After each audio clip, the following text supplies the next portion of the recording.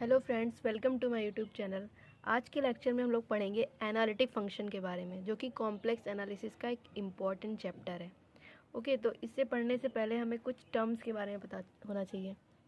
जैसे कि हमें पता होना चाहिए कि कॉम्प्लेक्स नंबर किसे बोलते हैं। तो z is equal to x plus i y. Okay, जिसमें एक रियल पार्ट होता है हमारा और ये हमारा एक इमेजिनरी पार्ट होता है। ओके, तो इसको हम लोग बोलते हैं कॉम्प्लेक्स नंबर। इसको हम लोग बोलते हैं कॉम्प्लेक्स नंबर, इसे जेड से डिनोट कर देते हैं। ठीक है, तो एनालिटिक फंक्शन में हम लोग क्या पढ़ेंगे? एनालिटिक फंक्शन में हम लोग एफ ऑफ जेड पढ़ेंगे। F of z is equal to u plus i v, जहाँ पर जो u होगा वो एक्स वाई का फंक्शन होगा और v जो होगा वो भी एक्स वाई का फंक्शन होगा। ठीक है, तो अगर कहीं पर एफ ऑफ जेड दे रखा होगा तो हम इसको u प्लस आई वी से रिप्लेस करेंगे, मतलब वहाँ पर हम लोग u plus i v put करेंगे।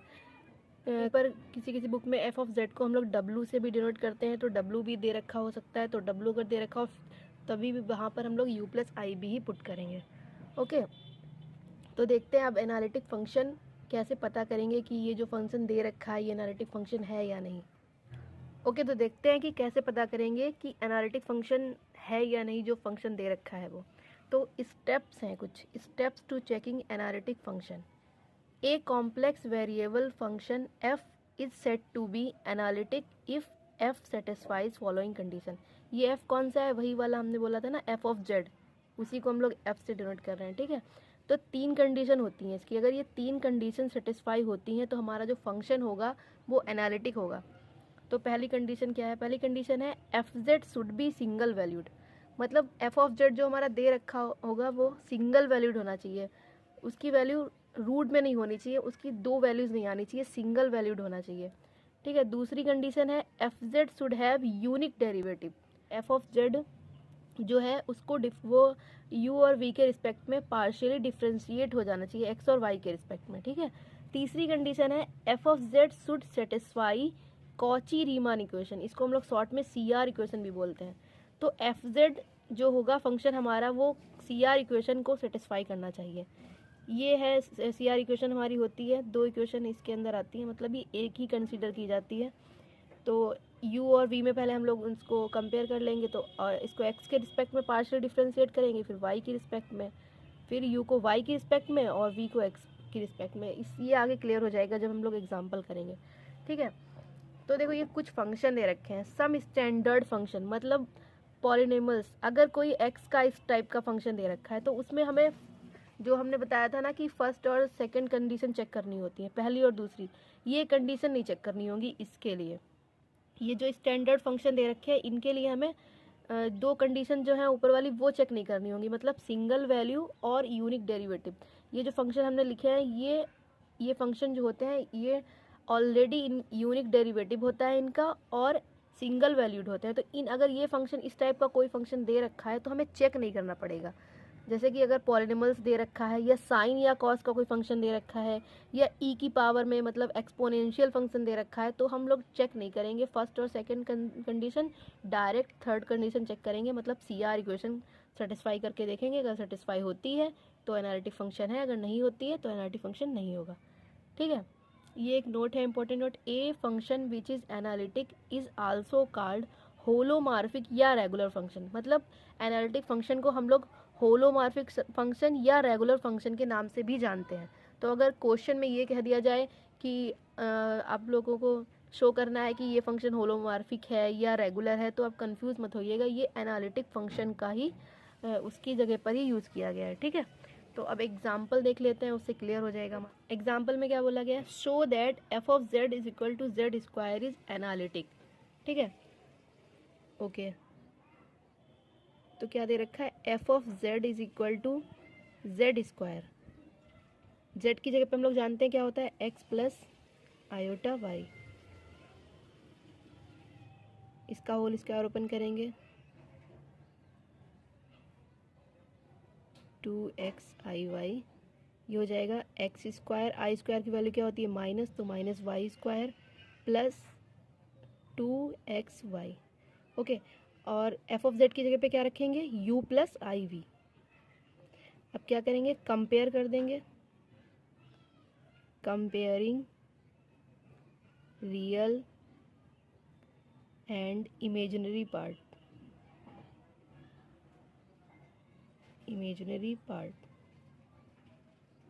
ओके। तो रियल पार्ट क्या हो जाएगा, x square minus y square and v is equal to क्या हो जाएगा 2xy, ओके। तो अच्छा ये बताओ, x square minus y square and 2xy, तो ये हमारे क्या है, ये पॉलिनॉमियल्स हैं।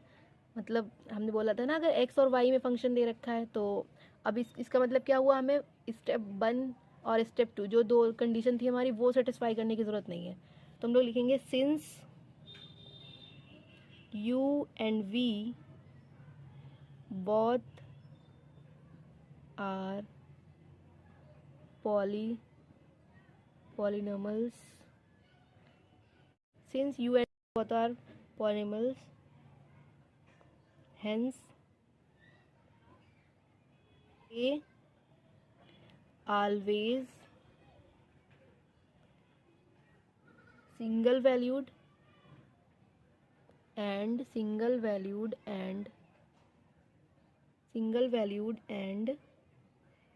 having unique derivative, ठीक है। अगर इस टाइप की टर्म दे रखी है तो हम लोग डायरेक्ट बोल देंगे, ये चेक नहीं करके देखेंगे, यूनिक डेरिवेटिव, ओके। सिर्फ क्या चेक करके देखेंगे, CR इक्वेशन चेक करके देखेंगे। तो CR इक्वेशन चेक करके देखते हैं। तो पहले हम लोग पार्शली डेरिवेट कर लेते हैं, इसको डिफ्रेंशिएट करते हैं, del u over del x, x की रिस्पेक्ट में करें तो एक्स की रिस्पेक्ट में क्या हो जाएगा, ये हो जाएगा 2x। अब इसको y की रिस्पेक्ट में कर लेंगे तो ये हो जाएगा माइनस का 2y, एंड v को भी कर लेंगे y की रिस्पेक्ट में,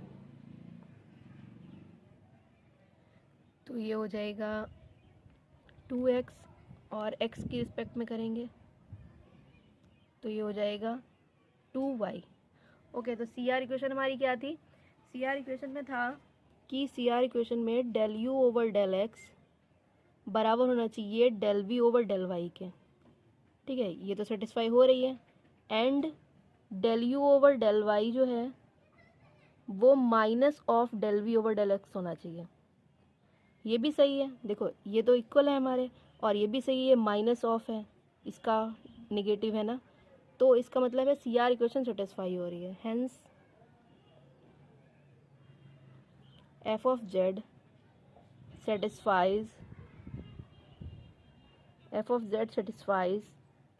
CR equation, Cauchy Riemann equation को ही हम लोग CR इक्वेशन बोल रहे हैं, ठीक है, CR equation.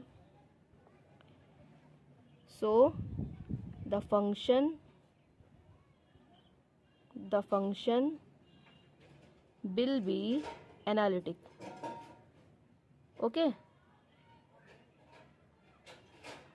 the function will be analytic function के एग्जाम्पल्स, ओके। तो देखते हैं क्वेश्चन में क्या बोला गया है, so that the function w is equal to e की power x plus i y is analytic, okay. तो w इज इक्वल टू क्या दे रखा है, ई की पावर है x प्लस आई वाई, इसको कैसे लिख सकते हैं, ई की पावर x इंटू ई की power i y, okay, cos y plus i sine y. ये क्या होता है, ये एक यूलर फॉर्म का फॉर्मूला होता है, हम लोगों ने पढ़ा था पिछली क्लास में कि ई की power i theta is equal to क्या होता था, cos theta plus i sine theta, okay. हम लोग लगा लेंगे यहाँ पर। तो w की जगह पे क्या रख सकते हैं, w की जगह पे हमने पढ़ा है क्या रख सकते हैं, u प्लस आई वी, इसको क्या करेंगे, e की power x cos y plus i e की power x sine y, okay. इधर क्या है, u plus i y i v, इधर है u प्लस आई वी। अब क्या करेंगे, अब रियल और इमेजिनरी पार्ट को हम लोग क्या करेंगे, कंपेयर कर देंगे, ठीक है।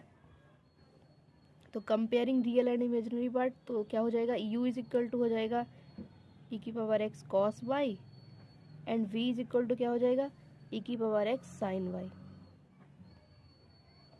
अब ये दे रखा है e की पावर x में, है ना, e की पावर x में दे रखा है। तो स्टैंडर्ड फंक्शन में मैंने आपको बताया था कि जो स्टैंडर्ड फंक्शन होते हैं उनमें हमें चेक नहीं करके देखना होता है, हम लोग डायरेक्ट कह देते हैं कि ये सिंगल वैल्यूड होंगे और इनका यूनिक डेरिवेटिव होगा। तो इसमें हम लोग डायरेक्ट लिख देंगे, since u and v both single valued and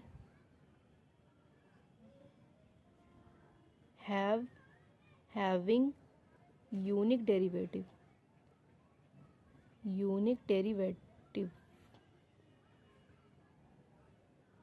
okay. तो सिर्फ सी आर इक्वेशन चेक करके देखनी होगी, इससे ही हम लोग पता कर लेंगे कि एनालिटिक फंक्शन है या नहीं।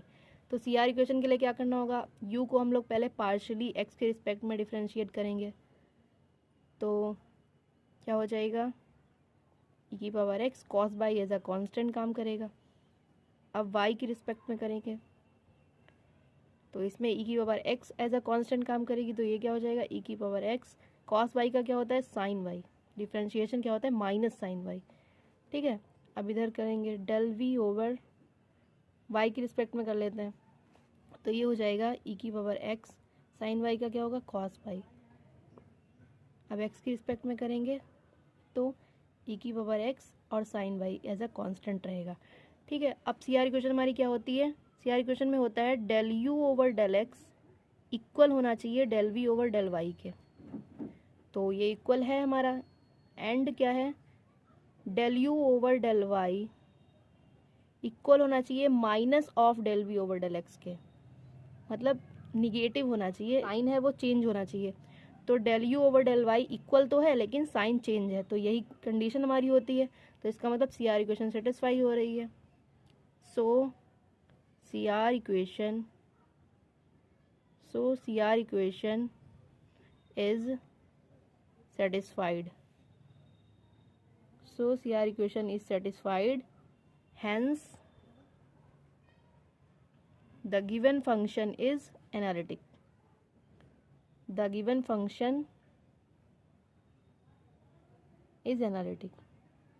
ओके, तो गिवन फंक्शन हमारा क्या होगा, एनालिटिक होगा।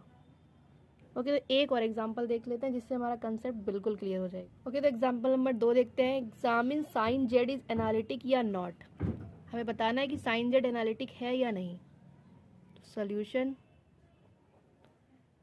W बराबर भी बोल सकते हैं साइन जेड, या एफ ऑफ जेड भी बोल सकते हैं। तो f of z is equal to sine z दे रखा है। साइन जेड की वैल्यू क्या होती है, x plus i y. Okay, sine का फॉर्मूला ओपन कर लेंगे, साइन एक्स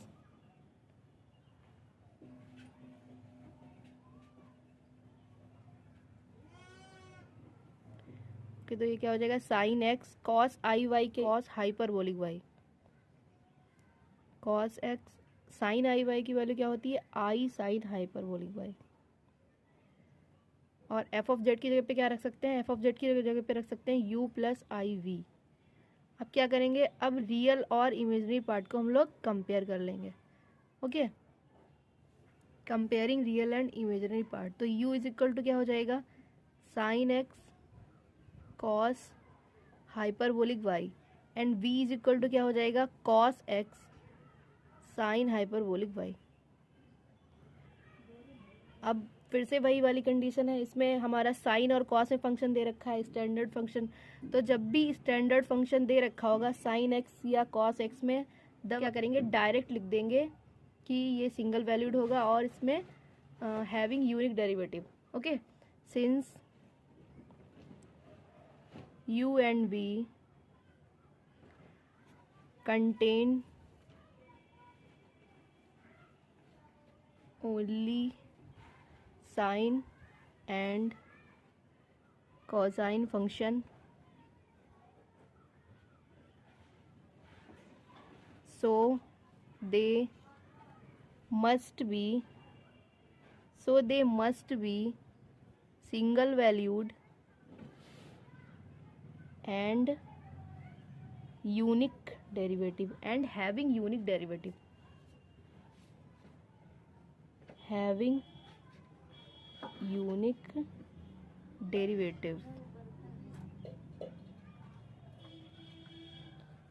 ओके। तो अब हम सिर्फ सी आर इक्वेशन चेक करके देखेंगे, ठीक है। तो पहले पार्शियली डिफ्रेंशिएट कर लेते हैं एक्स के रिस्पेक्ट में, del u over del x sine x का हो जाएगा cos x and cos hyperbolic को कांस्टेंट की तरह ट्रीट करेंगे। ठीक है, अब यहाँ पर y की रिस्पेक्ट में कर लेते हैं, तो इसका हो जाएगा sine x sine hyperbolic y, इधर del v over del y cos x sine hyperbolic y का हो जाएगा cos hyperbolic y, and x की रिस्पेक्ट में क्या हो जाएगा साइन एक्स, कॉस एक्स का हो जाएगा minus sine x sine hyperbolic y। अब देखेंगे CR इक्वेशन हमारी क्या होती है, del u over del x equal होना चाहिए del v over del y के, तो ये इक्वल है इसके। ठीक है, and del u over del y equal होना चाहिए negative of del v over del x के, तो ये निगेटिव ऑफ इसके इक्वल है ना, सिर्फ साइन चेंज होना चाहिए, तो साइन चेंज वैल्यू इक्वल होनी चाहिए और साइन चेंज होना चाहिए, तो वैल्यू हमारी इक्वल है और साइन चेंज है, तो इसका मतलब क्या हुआ कि CR इक्वेशन सेटिस्फाई हो रही है। सो CR equation is satisfied, so CR equation is satisfied, hence the given function is analytic। Okay, पिछले क्वेश्चंस में हमने देखा था कि एनालिटिक फंक्शन शो करते थे, मतलब प्रूव करते थे कि ये क्वेश्चन जो दे रखा है, ये फंक्शन जो दे रखा है वो एनालिटिक फंक्शन है या नहीं, लेकिन इसमें हम लोग देखेंगे कि एनालिटिक फंक्शन को कंस्ट्रक्ट कैसे करते हैं। ठीक है, तो ये सेकंड टाइप के क्वेश्चंस होंगे इसमें, इसको टाइप 2 इसलिए बोला है। तो वर्किंग रूल क्या हो जाएगा, केस फर्स्ट, इसमें 2 केस होंगे, मतलब 2 केस होंगे जब रियल पार्ट दे रखा हो और एक होगा इमेजिनरी पार्ट जब दे रखा हो। ठीक है, तो केस फर्स्ट देख लेते हैं। When real part u is given, u दे रखा हो तो क्या करेंगे, स्टेप फर्स्ट क्या होगा, u को x की रिस्पेक्ट में डिफरेंशिएट करेंगे, फिर क्या होगा, इधर क्या करेंगे, u को y की रिस्पेक्ट में डिफरेंशिएट करेंगे। अब y1 z, 0, मतलब यहाँ पर जो x और y का फंक्शन आएगा उसमें x की जगह पे हम लोग z पुट कर देंगे और y की जगह पे 0 पुट कर देंगे, तो उसी जो यहाँ पर वैल्यू आएगी उसी वैल्यू को हम लोग y1 z, 0 बोलेंगे। सेम इधर करेंगे, सेम इधर भी x और y की वैल्यू है, x और y की टर्म में फंक्शन आएगा, तो उस x की जगह पे क्या पुट करेंगे z एंड y की जगह पे क्या पुट करेंगे 0। ठीक है, तो उसको हम लोग y2 z, 0 बोल देंगे। फिर स्टेप थर्ड हमारा क्या है, y मिलने थॉमसन मेथड, ये इसका एक फॉर्मूला है, f ऑफ z निकालने का एक फॉर्मूला है। क्या, f of z is equal to phi one z, 0 dz minus i phi two z, 0 dz plus c। ठीक है, तो यहाँ पर हम लोग फाई1 z, 0 की वैल्यू पुट कर देंगे और यहाँ पर फाई2 z, 0 की वैल्यू पुट कर देंगे, तो हमारा जो एनालिटिक फंक्शन है वो कंस्ट्रक्ट हो जाएगा। ठीक है, यहीं तक हमारा मेन क्वेश्चन जो है वो यहीं तक हमारा हो जाएगा। लेकिन अगर क्वेश्चन में पूछा जाए कि फाइंड द इमेजिनरी पार्ट, मतलब अगर इमेजिनरी पार्ट निकालने को भी कहा जाए, देन हम फोर्थ स्टेप में इमेजिनरी पार्ट भी फाइंड आउट करेंगे। ओके, तो इस पर बेस्ट एग्जाम्पल देखते हैं तो उससे क्लियर हो जाएगा। तो क्वेश्चन देखते हैं क्या है, फाइंड द एनालिटिक फंक्शन, वही एनालिटिक फंक्शन फाइंड करना है। फाइंड द एनालिटिक फंक्शन बोला जाए या construct the analytic function, analytic function को ही फाइंड करना है ना, उसको f ऑफ z ही बोलते हैं। Whose real part is given, मतलब ये रियल पार्ट दे रखा है, and hence find the imaginary part, और हमें इमेजिनरी पार्ट भी फाइंड आउट करना है, इसका मतलब हमें स्टेप 4 तक पूरा कंप्लीट करना होगा। ओके, तो देखते हैं कैसे करेंगे solution. Let u is equal to, क्योंकि रियल पार्ट दे रखा है, ये क्वेश्चन में ही बता दिया जाएगा कि कौन सा पार्ट दे रखा है, रियल पार्ट इज गिवन। ठीक है, आपकी रिस्पेक्ट में पहले डिफरेंशिएट कर लेंगे, तो ये हो जाएगा e की पावर x साइन y। अब इधर del u over del y,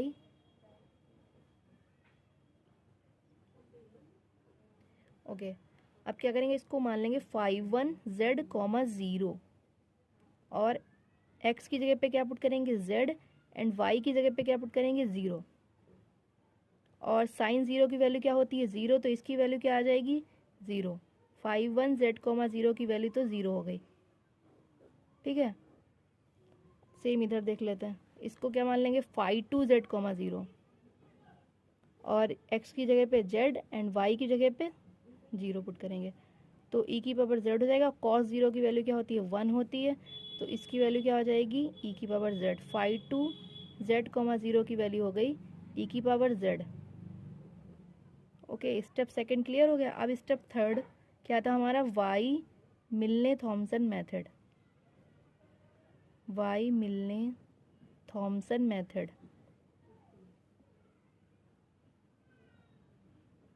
क्या था, f of z is equal to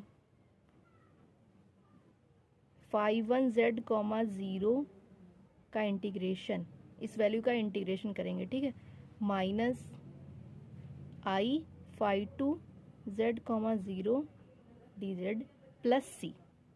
okay, आप वैल्यू पुट कर देंगे। तो phi one z comma zero d z, इसकी वैल्यू तो ज़ीरो है तो डायरेक्ट ज़ीरो पुट कर देते हैं, ठीक है, ये ज़ीरो ही हो जाएगी। Minus i phi two z comma zero, इसकी वैल्यू क्या है, ई की power z d z plus c. Okay, minus i e की पावर जेड का इंटीग्रेशन ई की पावर जेड ही रहता है प्लस सी, और माइनस आई जेड की जगह पे क्या रखेंगे, एक्स प्लस आई वाई। देखो यहाँ पर क्या था, एफ ऑफ जेड, यहाँ तक हमारा क्वेश्चन हो गया है। जैसे पूछा था ना कि analytic function, find the analytic function, तो ये वाला यहाँ तक हो गया है। लेकिन ये भी पूछा गया था कि इमेजिनरी पार्ट भी फाइंड आउट करना है। तो अगर सिर्फ एनालिटिक फंक्शन पूछा जाए तो यहाँ तक हमारा क्वेश्चन हो गया है, लेकिन इसमें इमेजिनरी पार्ट भी फाइंड आउट करना है, तब हम आगे भी करेंगे। ओके, तो ई की पावर जेड, जेड की जगह पे क्या रख लेंगे, x plus i y plus c. ठीक है, तो माइनस आई ई की पावर एक्स इंटू ई की power i y plus C,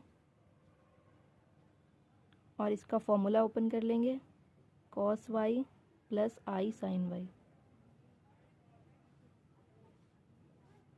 plus C, multiply कर देंगे अंदर, माइनस ई की पावर एक्स कॉस वाई, और ये आई स्क्वायर हो जाएगा तो ये प्लस बन जाएगा, आई स्क्वायर की वैल्यू माइनस वन होती है इसलिए, ई की power x sine y plus c. और एफ ऑफ जेड को हम लोग जानते हैं, क्या लिख सकते हैं, एफ ऑफ जेड को हम लोग यू प्लस आई भी लिख सकते हैं। अब क्या करेंगे, रियल और इमेजिनरी पार्ट को कंपेयर कर देंगे। तो रियल पार्ट की वैल्यू क्या हो जाएगी, ई की पावर एक्स साइन वाई, जो कि क्वेश्चन में ही दे रखी थी, यही हमारा क्वेश्चन था। एंड वी की वैल्यू क्या हो जाएगी, वी की वैल्यू हो जाएगी माइनस ई की power x cos y plus c. ठीक है, ये सी किसके साथ लिखेंगे, सी जो टर्म पूछी गई है, जैसे कि रियल पार्ट तो दे ही रखा था तो इसके साथ सी नहीं लिखेंगे जो। ओके, तो एनालिटिक फंक्शन को कंस्ट्रक्ट करने का हम सेकंड देखते हैं। जब when imaginary part v is given, जब इमेजिनरी पार्ट दे रखा हो, देन हम क्या करेंगे, del v over del y, पहले वाई की रिस्पेक्ट में डिफरेंशिएट करेंगे। जब रियल पार्ट दे रखा होता है तो हम लोग एक्स की रिस्पेक्ट में पहले डिफरेंशिएट करते हैं, लेकिन जब वी मतलब इमेजिनरी पार्ट दे रखा होगा तो हम वाई के रिस्पेक्ट में पहले डिफरेंशिएट करेंगे। एंड इसको phi one z comma zero मान लेंगे, एक्स की जगह पे जेड रखेंगे और वाई की जगह पे ज़ीरो। ठीक है, फिर एक्स की रिस्पेक्ट में डिफरेंशिएट करेंगे और एक्स की जगह पे जेड रखेंगे और वाई की जगह पे ज़ीरो। ओके, स्टेप थर्ड क्या होगा, putting the value of phi one z comma zero and phi two z comma zero in Milne Thomson method. Milne Thomson method क्या है, f z is equal to phi one z comma zero d z plus i phi two z comma zero d z plus c. ये formula है जो कि real part में भी same था, लेकिन बस प्लस और माइनस का डिफरेंस होता है, उसमें माइनस था इसमें प्लस है। ओके, तो एनालिटिक फंक्शन हमारा यहीं तक कंस्ट्रक्ट हो जाएगा। लेकिन अगर क्वेश्चन में बोला जाए कि आप रियल पार्ट फाइंड करो, देन हम लोग फोर्थ स्टेप में रियल पार्ट भी फाइंड करेंगे। ओके, तो इस पर बेस्ड एक एग्जांपल देखते हैं। एग्जांपल में क्या बोला गया है कि find the analytic function whose imaginary part is given and hence find the real part। Analytic function पहले फाइंड आउट करना है, इमेजनरी पार्ट दे रखा है और फिर रियल पार्ट फाइंड आउट करना है। ओके, तो देखते हैं क्या दे रखा है, इमेजनरी पार्ट इज गिवन, मतलब ये v दे रखा है, cos x cos hyperbolic y। सबसे पहले क्या करेंगे, इसको y के रिस्पेक्ट में डिफरेंशिएट करेंगे, del v over del y क्या हो जाएगा, cos x sine hyperbolic y। Okay, फिर इसे x की रिस्पेक्ट में डिफरेंशिएट करेंगे, minus sine x cos hyperbolic y। अब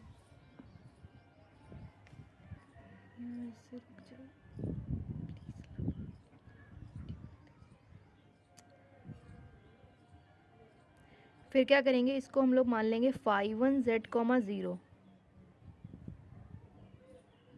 x की जगह पे z पुट करेंगे एंड y की जगह पे 0।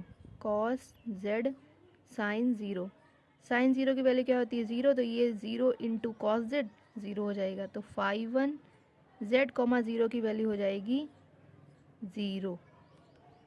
ओके, सेम इधर भी करेंगे, इधर phi2 z, 0 minus sine z cos 0, और कॉस 0 की वैल्यू क्या होती है 1, तो कॉस 0 की 1 और 1 साइन जेड में मल्टीप्लाई कर देंगे तो माइनस साइन जेड आ जाएगा। ओके, phi2 z, 0 की वैल्यू हो जाएगी माइनस साइन जेड। अब स्टेप थर्ड क्या है हमारा, y Milne Thomson method. y Milne Thomson method,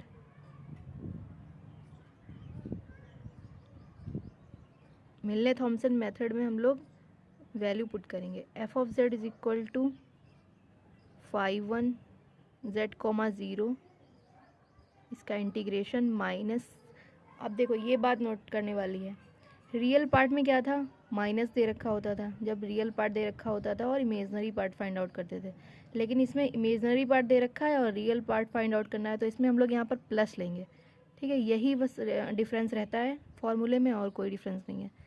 phi2 z, 0 dz plus c, value put कर देते हैं। phi1 z, 0 की वैल्यू क्या है 0, तो इसको कुछ लिखने की ज़रूरत भी नहीं है। I phi2 z, 0 minus sine z dz plus c. Okay, तो माइनस बाहर ले लेंगे, i sine z dz plus c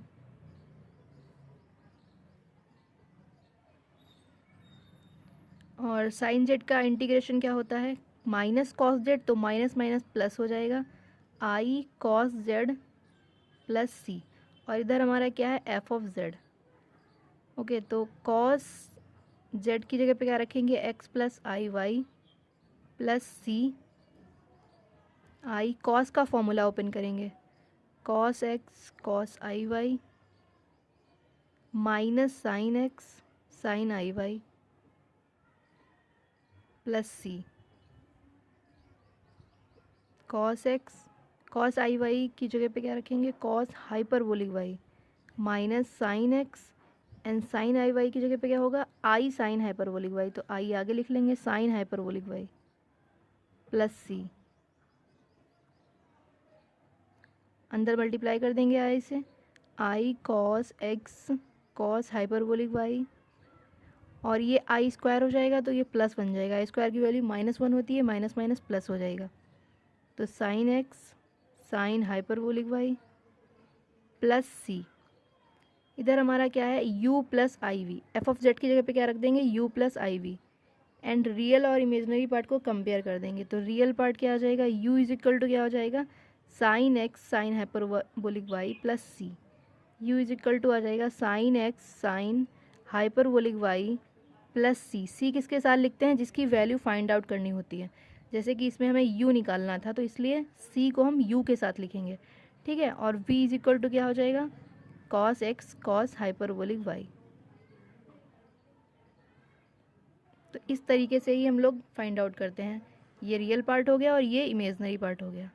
okay okay, तो इसमें हम पढ़ते हैं हार्मोनिक फंक्शन के बारे में, कि कोई फंक्शन दे रखा हो और उसको हम लोग हार्मोनिक कैसे प्रूव करेंगे, मतलब क्वेश्चन में बोला जाए कि आप प्रूव करो कि ये फंक्शन हार्मोनिक है या नहीं, तो इसके लिए क्या कंडीशन होती है, a real valued continuous function f is said to be harmonic function if it satisfies Laplace equation. जब जो फंक्शन दे रखा हो वो लैप्लास इक्वेशन को सेटिस्फाई करेगा, देन हम उस फंक्शन को हार्मोनिक फंक्शन बोल सकते हैं। तो लैप्लास इक्वेशन क्या होती है, लैप्लास इक्वेशन हमारी ये होती है, when real part is given, जब रियल पार्ट दे रखा होगा तो ये होगी हमारी लैप्लास इक्वेशन, और जब इमेजनरी पार्ट दे रखा होगा तब हमारी लैप्लास इक्वेशन ये होगी। ठीक है, this equation is called Laplace equation. पर बेस्ड एग्जांपल देखते हैं, prove that the function u is equal to 2x minus x cube plus 3xy square is harmonic function. ठीक है, तो हमें प्रूफ करना है कि ये फंक्शन जो दे रखा है ये हार्मोनिक है या नहीं। हम क्या करेंगे, solution u is equal to 2x minus x cube plus 3xy square. पहले x की रिस्पेक्ट में डिफरेंशिएट करेंगे, तो ये हो जाएगा 2 minus 3x square and 3y square. Okay, अब क्या करेंगे, इसको सेकेंड टाइम डिफरेंशिएट करेंगे, del 2u over del x2, क्योंकि लाप्लास इक्वेशन के लिए हमें ये चाहिए होगा ना, इसलिए। तो ये कांस्टेंट है, इसका ज़ीरो हो जाएगा, ये हो जाएगा -6x, और ये y की टर्म में दे रखा है तो ये भी ज़ीरो हो जाएगा, तो सिर्फ -6x आएगा। तो ये हो जाएगी del 2u over del x2 की वैल्यू। ओके, तो अब क्या करेंगे, अब एक बार y की रिस्पेक्ट में डिफरेंशिएट करेंगे, del u over del y। del u over del y क्या हो जाएगा, 6xy and second time differentiate करेंगे del 2u over del y2, तो क्या हो जाएगा 6x।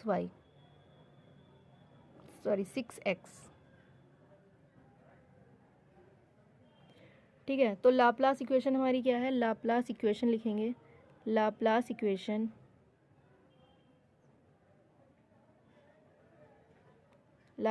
हमारी है del 2u over del x2 plus del 2u over del y2। ठीक है, इसमें वैल्यू पुट करते हैं, del 2u over del x2 की वैल्यू क्या है, -6x, and del 2u over del y2 की वैल्यू क्या है, प्लस के 6x। तो -6x प्लस 6x कैंसिल हो जाएगा, तो वैल्यू क्या आ जाएगी, 0। तो इसका मतलब क्या हुआ कि लाप्लास इक्वेशन सेटिस्फाई कर रही है। तो हम लोग लिख देंगे hence u satisfies Laplace equation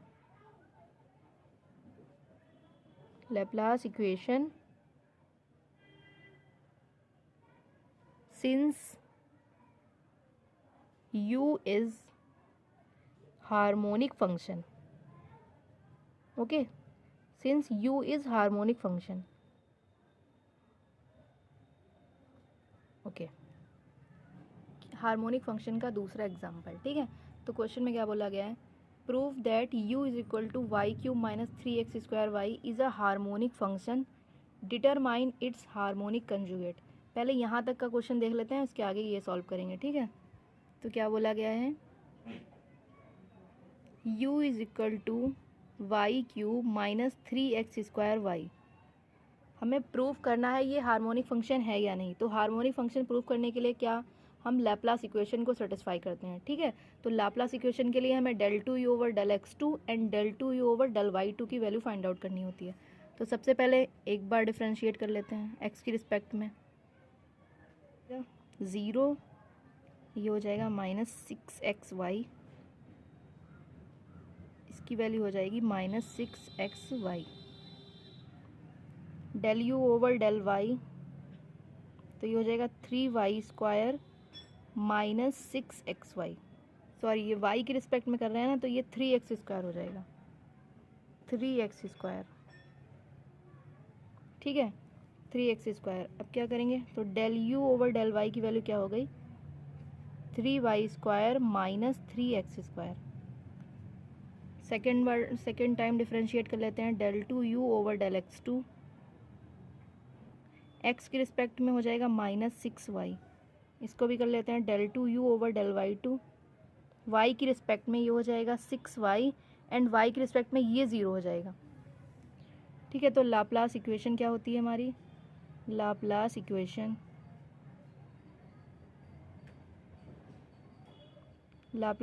क्या होती है, del 2u over del x2 plus del 2u over del y2, and यहाँ पर वैल्यू पुट करेंगे, तो del 2u over del x2 की वैल्यू है -6y plus del 2u over del y2 की वैल्यू है 6y, तो ये हो गया 0। इसका मतलब क्या हुआ कि लाप्लास इक्वेशन सेटिस्फाई होती है। तो हम क्या कह सकते हैं कि ये फंक्शन हार्मोनिक फंक्शन है, since u is a harmonic function. ठीक है, क्योंकि लाप्लास इक्वेशन सेटिस्फाई होती है। ओके, अब देखो क्वेश्चन में क्या बोला गया था, डिटरमाइन इट्स हार्मोनिक कॉन्जुगेट। तो कॉन्जुगेट फाइंड करने का क्या तरीका है, सबसे पहले हम मान लेंगे late V be the harmonic conjugate of U। ठीक है, V जो है वो हार्मोनिक कॉन्जुगेट है U का। ठीक है, तो हमने जो एनालिटिक फंक्शन में जब रियल पार्ट दे रखा होता था और इमेजिनरी पार्ट फाइंड आउट करते थे, बिल्कुल सेम वही प्रोसेस करनी है। मतलब जब एनालिटिक फंक्शन में रियल पार्ट दे रखा होता था और इमेजिनरी पार्ट फाइंड आउट करते थे, तो जो प्रोसेस होती थी बिल्कुल सेम वही करनी है। देखो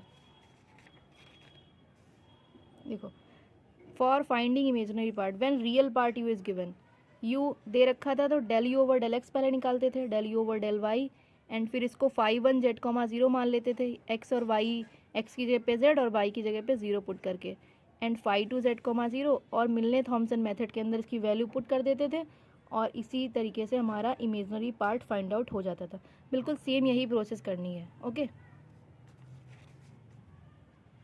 तो देखते हैं। सबसे पहले देखो del u over del x तो हमने ऑलरेडी निकाल के रखा है, तो ये यहीं पर डायरेक्ट लिख लेते हैं, del u over del x minus 6xy, and del u over del y क्या है, del u over del y है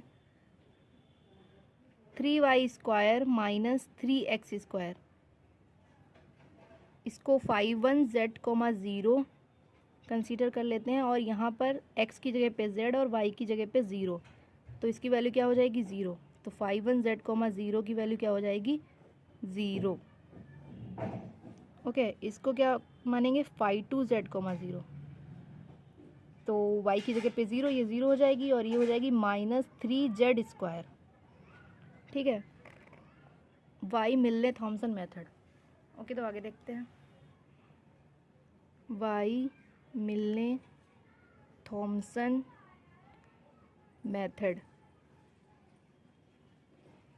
क्या होता है, f of z is equal to phi 1 z comma 0 d z minus i phi 2 z comma 0 d z plus c.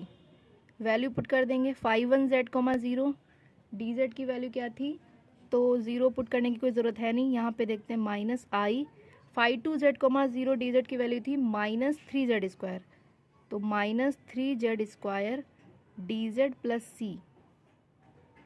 Minus को बाहर ले लेते हैं, माइनस माइनस प्लस हो जाएगा, and i 3 z square d z plus c. इसका integration कर देंगे, 3i जेड स्क्वायर का हो जाएगा जेड क्यूब अपॉन 3 प्लस सी, 3 से 3 कैंसिल हो जाएगा, ये हो जाएगा आई जेड क्यूब प्लस सी। आई इधर क्या हो रहा है, इधर क्या चल रहा है हमारा एफ ऑफ जेड। ठीक है, जेड की जगह पे जेड की वैल्यू रखेंगे एक्स प्लस आई वाई का होल क्यूब प्लस सी। इसका फॉर्मूला ओपन करेंगे, आई